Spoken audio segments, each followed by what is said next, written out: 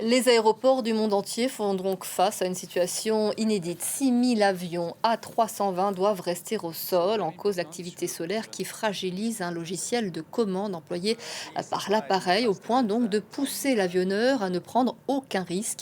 Les réparations pourraient être moins lourdes que prévu. C'est ce qu'a annoncé ce matin Airbus. On va parler de tout cela avec Michel Polaco. Michel Polaco, bonjour. Vous êtes spécialiste du secteur aéronautique. Vous êtes aussi l'auteur de Pourquoi des avions s'écrasent-t-il encore. Alors là, fort heureusement, il y a eu un accident il y a quelques semaines en Floride. Il y a eu un atterrissage en urgence de la part d'un appareil. Personne n'a été blessé, fort heureusement. Mais cette décision aujourd'hui, donc, de la part d'Airbus, est-ce que cette réaction, rappeler 6000 avions, est prudente selon vous? Oui, c'est le principe de précaution. Si vous voulez, il y a un mois, un avion a subi quelque chose d'imprévu en vol, c'est-à-dire qu'à un moment donné, l'avion s'est mis à piquer, ça a duré 3-4 secondes. Un certain nombre de personnes qui étaient mal attachées ou pas attachées, et évidemment des personnels de bord ont été blessés. Ensuite, le pilote automatique qui était resté branché a gardé la commande de l'avion et l'avion s'est dérouté, s'est posé à Tampa, mais pas en catastrophe du tout. Simplement, on a analysé la question et au début, on a pensé que c'était un phénomène météorologique, quelque chose de classique. Et en fait, ce n'était pas du tout ça. On n'a pas compris exactement ce qui s'était passé au départ. Et finalement, après des recherches un peu poussées, on s'est aperçu que l'un des systèmes des commandes de vol était sensible au rayonnement cosmique, au rayonnement solaire, et qu'on traversait une période de rayonnement solaire très très intense, et que ça avait corrompu des données de ce système qui permet de gérer les gouvernes de profondeur de l'avion A320. Donc pour éviter que d'autres avions aient la même chose, il faut vous dire qu'il y a 13 000 Airbus qui volent et ça ne s'est jamais produit en 35 ans. Mais c'est Mais vrai qu'on pour est éviter que ça se reproduise pour le cas où, Airbus a décidé de clouer ses avions au sol, mais les 2 tiers ont déjà repris leur vol. On est presque surpris qu'il n'y ait eu justement qu'un seul incident, parce que comme vous le dites, ces radiations solaires, elles sont très intenses hein, depuis plusieurs mois. On sait que ça va s'intensifier encore, ça fait partie d'un cycle, c'était prévu, mais on se doute que les avions, avec leur système électronique, sont très vulnérables à ces interférences. Alors, ils sont tellement vulnérables qu'on le sait depuis le départ, et que lorsqu'on a conçu des avions à commande de vol électrique, d'abord c'était des avions militaires, ça a été le F-16, le Mirage 2000, puis ensuite des avions civils, ça a été l'Airbus 320. On leur a fait passer des tests absolument fous. On a blindé tous les circuits de communication internes des avions, là où passent toutes les commandes informatiques, électriques des commandes de vol.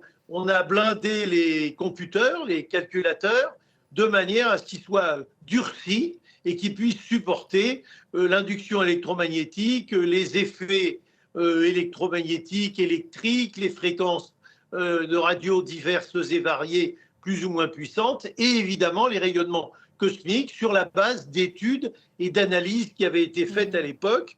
Et la preuve, ça a été très bien fait, puisque ça ne s'est produit qu'une fois, il y a un mois, et ça ne s'est pas produit pendant 35 ans sur 13 000 avions en fait. Et ça ne s'est pas produit non plus sur les autres avions à commande de vol électrique, les avions américains, les Boeing, ou les avions militaires français, américains, suédois, etc., etc.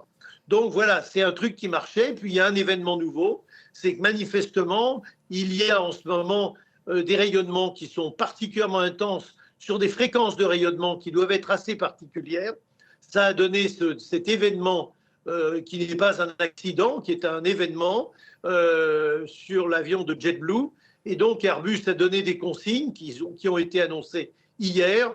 Actuellement, 2 tiers de la flotte d'Airbus a déjà eu des modifications par téléchargement d'un nouveau petit logiciel, et le reste va être corrigé ou modifié dans les jours ou dans les semaines qui viennent. On imagine que ça va interpeller aussi Boeing, hein, d'autres avionneurs qui, comme vous le dites, même si il y a eu des vérifications drastiques pour leurs appareils, vont peut-être se remettre en cause aussi. Alors, si vous voulez, personne n'était véritablement sur la logique de vérification des rayonnements cosmiques, parce que c'est une affaire qui semblait avoir été réglée depuis bien longtemps. Sauf que manifestement, la question se repose, et donc évidemment, les constructeurs d'avions, il n'y a pas qu'Airbus et Boeing, hein, il y a Embraer, il y a Bombardier, il y a tous les constructeurs d'avions militaires, etc. Tous les gens qui ont des avions avec des commandes de vol électriques vont être obligés de réétudier, avec l'aide des physiciens, des astrophysiciens, les effets des rayonnements cosmiques, les effets des particules qui peuvent pénétrer à l'intérieur des blindages et voir comment on peut empêcher que ça ait des effets néfastes. Ce n'est pas très compliqué, il suffit souvent de dire au logiciel de se méfier de ce qu'il ne connaît pas. Mais vous pensez, parce que c'est vrai que jusqu'à présent l'aviation semblait être un mode de transport très sûr, vous pensez qu'il va falloir s'habituer à de nouvelles menaces, qu'elles soient solaires, qu'elles soient atmosphériques, quand on voit la manière dont la météo peut changer très brutalement, ce sont de nouvelles menaces que doivent appréhender et les pilotes et les avionneurs?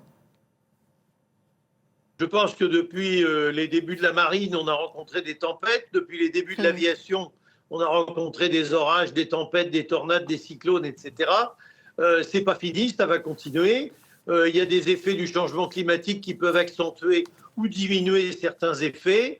On sait que dans l'espace, par exemple, les effets des rayonnements cosmiques, des rayonnements solaires sont assez souvent des causes de problèmes. Et ça arrive, par exemple, que dans la station orbitale internationale, soit l'européenne, enfin l'américano-européenne russe, soit la chinoise, on demande aux taïkonautes ou aux cosmonautes ou aux astronautes de se mettre à l'abri. C'est rare, mais ça se Mmh. produit. Effectivement, on ne maîtrise pas les rayonnements solaires. On ne les maîtrise pas encore. Peut-être qu'un jour, on maîtrisera le soleil. Pour l'instant, c'est lui qui nous maîtrise. Je ne crois pas qu'il faut s'inquiéter particulièrement. Il faut s'adapter. Et on Mmh. s'adapte régulièrement.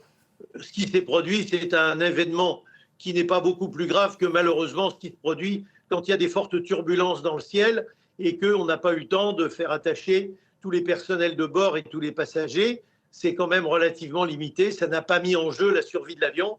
Et de toute façon, les mesures qui ont été décidées vont en tout cas empêcher ce genre de choses de se reproduire dans les temps qui viennent. Michel Polaco, merci beaucoup pour ces éléments et ce ton aussi qui se veut très, très réconfortant. Merci beaucoup pour tous les futurs passagers.